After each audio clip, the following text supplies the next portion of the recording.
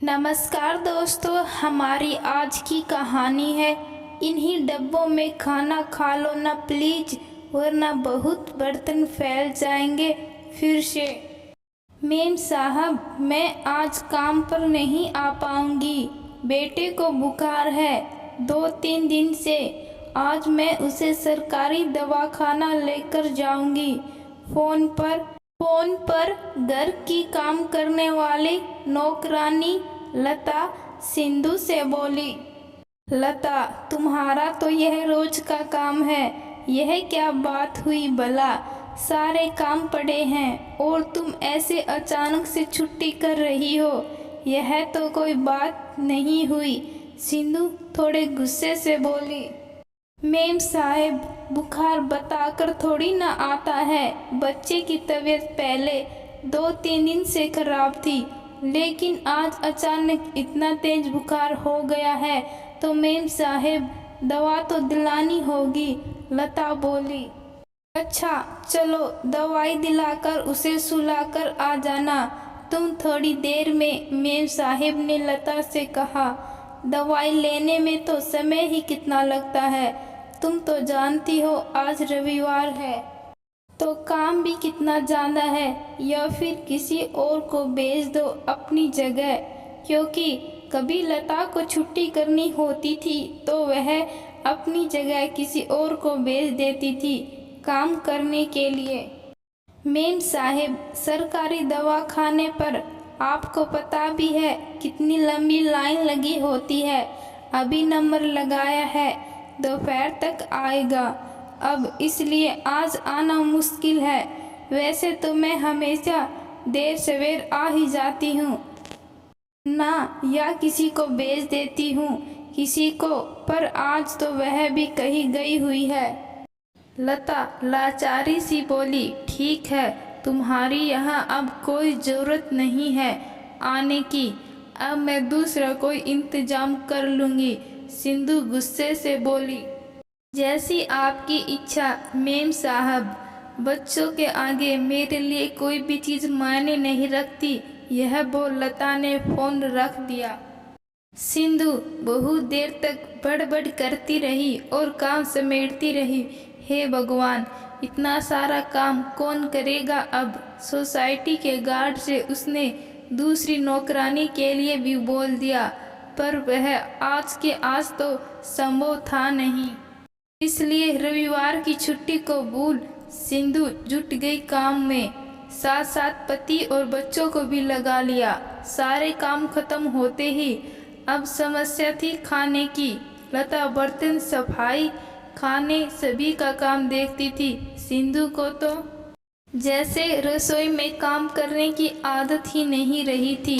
अब तो सिंधु ने कहा, मुझसे खाना नहीं बनेगा। सिंधु ने अपने पति विवेक से कहा, आज तुम बाहर से खाना मंगवा लो। तो सब ने मिलकर बाहर से खाना ऑर्डर करने का निश्चय किया।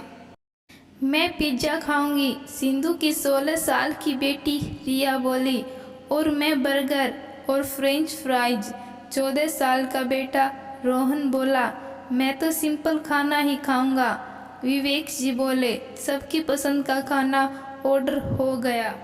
कुछ समय बाद खाना आ गया। सिंधु ने कहा, इन्हीं डब्बों में खाना खा लो ना प्लीज, वरना बहुत सारे बर्तन फैल जाएंगे फिर से। सिंधु ने खाने के कंटेनर खोलते हुए कहा। उसे अचानक याद आया, लता के सामने वह लोग बेवजह कितने बर्तन निकाल देते थे।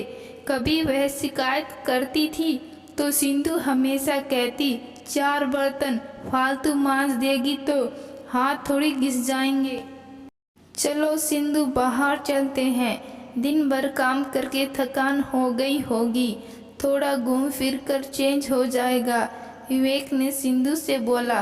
हाँ चलो, वैसे भी मेरे बस का नहीं है खाना बनाना, सुबह ऑफिस भी जाना है, न जाने सुबह सब कैसे होगा, सिंधु बोली। सुबह की सुबह देखेंगे, अभी चलो तैयार हो जाओ, विवेक बोला। सभी बाहर से घूम फिर कर देर से आए और थक कर सो गए।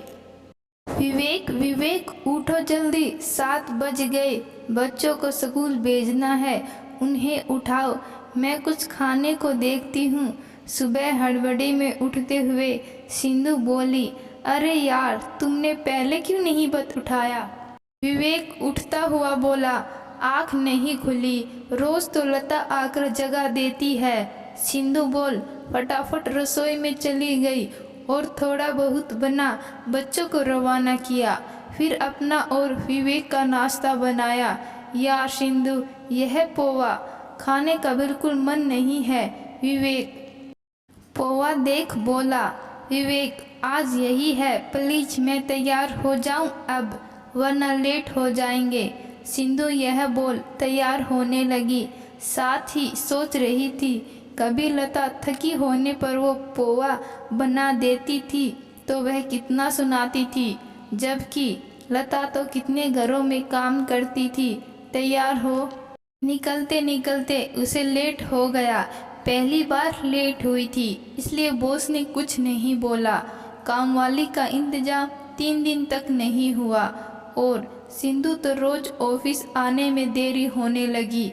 सिंधु, यह कोई समय है ऑफिस आने का, आज बॉस ने केबिन में आने को बोल ही दिया।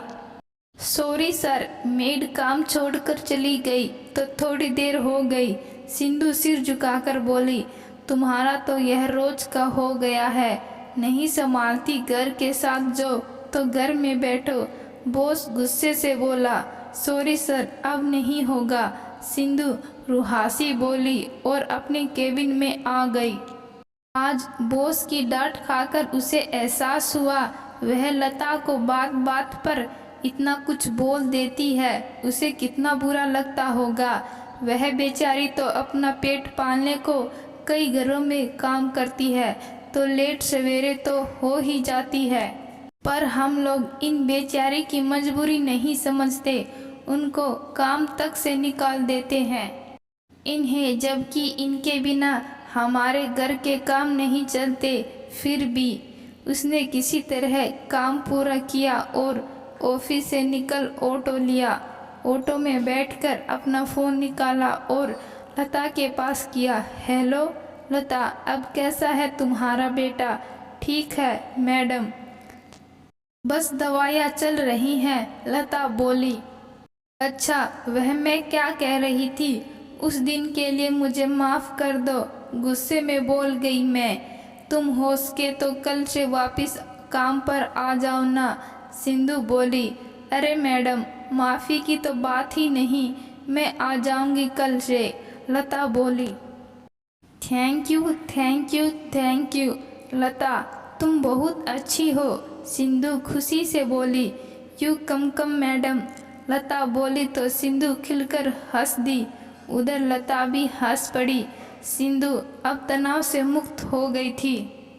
तो दोस्तों, हमारे घरेलू काम वाली हमसे बिन बताए छुट्टी लेने पर हम बिना उसकी मजबूरी जाने चिल्ला पड़ते हैं, पर वही सब हमारे साथ होता है तब हमें एहसास होता है वह भी इंसान है, उनकी भी मजबूरी को भी समझना चाहिए। तो दोस्तों, मैं आशा करती हूँ आज की कहानी आपको ज़रूर पसंद आई है।